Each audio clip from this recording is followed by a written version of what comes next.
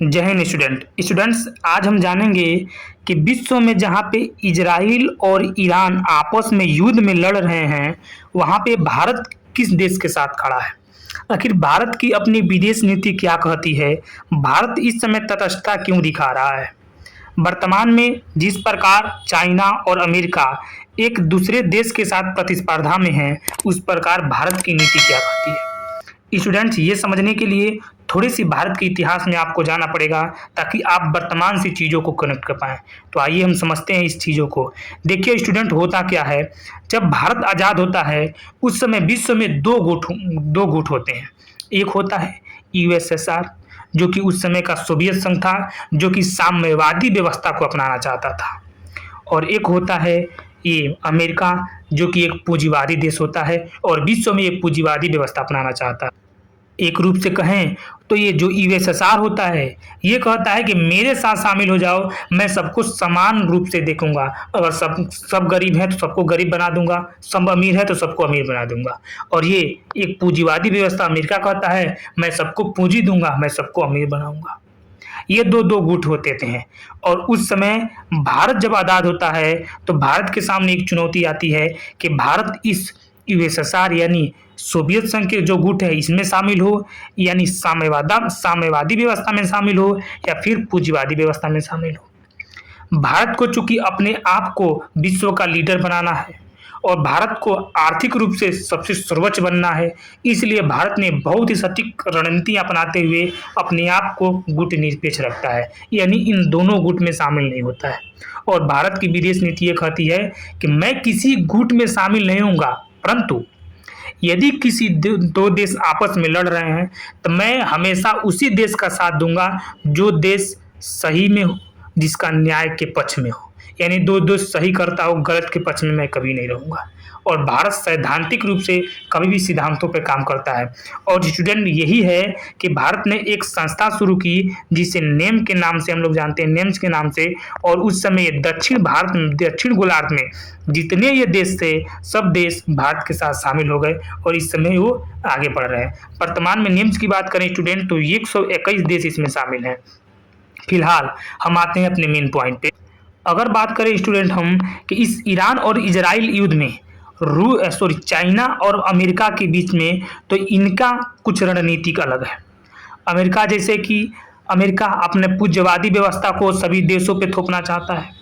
जैसे में आप देखेंगे कि भारत का एक रुख है कि भारत अपने विदेश नीति में ये कहता है कि कोई भी देश किसी भी देश के चाहे डायरेक्ट रूप से या इनडायरेक्ट रूप से अगर उसके राजनीति में हस्तक्षेप करेगा या उसको उपनिवेश बनाएगा तो मैं उसका विरोध करूंगा।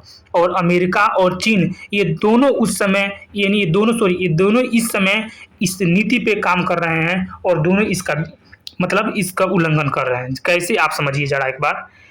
एक वर्ल्ड में जैसे एक वर्ल्ड बैंक होता है, आप जानते होंगे, एक आईएमएफ है। आईएमएफ स्टूडेंट ऋण देती है उसको जो देश दिवालिया होने वाले होते हैं। और जब ये ऋण देती है किसी देश को तो अपना कुछ नियम लगाती है। ये आईएमएफ अपना नियम नहीं लगाती, चूंकि आईएमएफ में सबसे ज़्यादा शेयर धारक है अमेरिका और अमेरिका ही जिसको जैसे रूल लगाना होता है लगवाता है। ठीक है, तो जैसे आपने वर्तमान में सुना होगा कि अभी कुछ दिन पहले ही ससुर पाकिस्तान को $1 बिलियन का ऋण देना पड़ा। आईएमएफ से ऋण लिया और जब ऋण लिया तो उसके राजनीति में हस्तक्षेप कौन किया? अमेरिका। क्योंकि अमेरिका अपने मन से उसके राजनीति में चेंज करवाता है, चूंकि वो जो आईएमएफ है उसमें सबसे ज़्यादा हिस्सेदार वही है और वो जो चाहता है वही रूल लगवाता है वहाँ पे। तो एक रूप से आप कह सकते हैं कि इनडायरेक्ट रूप से ये उसके राजनीति में हस्तक्षेप करता है, जो कि भारत के लिए एक चुनौती है। जो भारत अपने सिद्धांतों पे जो चलता है कि आप राजनीति में हस्तक्षेप कर रहे हैं। और चाइना ससुर क्या कर रहा है, ये क्या करता है कि किसी देश में जाता है, वहाँ पे इन्वेस्ट खूब करता है, कहता है ये लो रोड बनाओ पैसा लो, ये लो पैसा लो, पोर्ट बनाओ, जगह जगह पैसा देता है और बनवा देता है। और फिर इतना ज़्यादा ब्याज लाद देता है उन पे कि वह देश ब्याज चुकाना तो दूर मूलधन भी नहीं चुका पाते हैं। और जब मूलधन भी नहीं चुका पाते हैं तो उसको एक कब्जिया लेता है। जैसे में आप यहाँ पे श्रीलंका में सुने होंगे, म्यांमार में सुने होंगे, यहाँ पे मालदीव में सुने होंगे, जो कि जगह जगह ये उनके पोर्टों को अपने कब्जा में कर लिया है। और ये स्टूडेंट ये पोर्ट जो कब्जा कर रहा है ये आने वाले विश्व की चुनौतियाँ हो जाएंगी। विश्व में चीन का जो दबदबा है वो बढ़ जाएगी। वर्तमान में देख रहे हैं आप हिंद महासागर में जिस प्रकार ये अपने आप को स्थापित कर रहा है, भारत के लिए चुनौती हो जाएंगी। फिलहाल अब देखिए भारत के साथ चुनौती क्या है। चूंकि स्टूडेंट भारत एक उभरती हुई अर्थव्यवस्था है, ठीक है, और उभरती हुई अर्थव्यवस्था के लिए बाजार की आवश्यकता होती है। और बाजार एक जैसे आप हम बता दें आपको कि मध्य एशिया में व्यापार के लिए भारत की बहुत बढ़िया एक रणनीति है।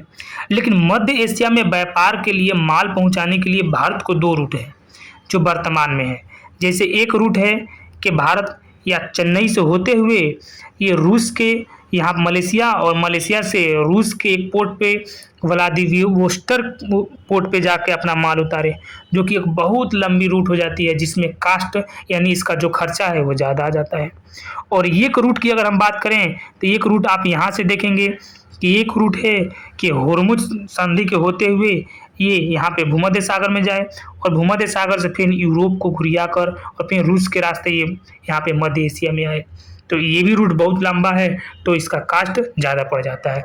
इसलिए भारत क्या कर रहा है कि भारत अपने सहयोग से और ईरान के सहयोग से ईरान में एक बंदरगाह बना रहा है।